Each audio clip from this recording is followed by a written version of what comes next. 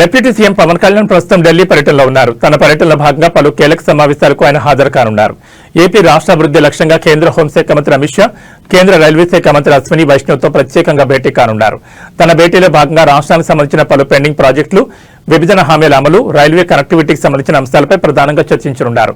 ముఖ్యంగా ఏపీ ఆర్థిక పరిస్థితి, శాంతి భద్రతలు, మౌలిక సదుపాయాల కల్పనలో కేంద్ర సహకారం కోరనున్నారు. పిఠాపురం నియోజకవర్గంతో పాటు రాష్ట్ర రక్త రైల్వే ప్రాజెక్టుల వేగవంతంపై అశ్విని వైష్ణవ్తో చర్చలు జరపనున్నట్లు అధికార వర్గాల వారు పేర్కొన్నారు.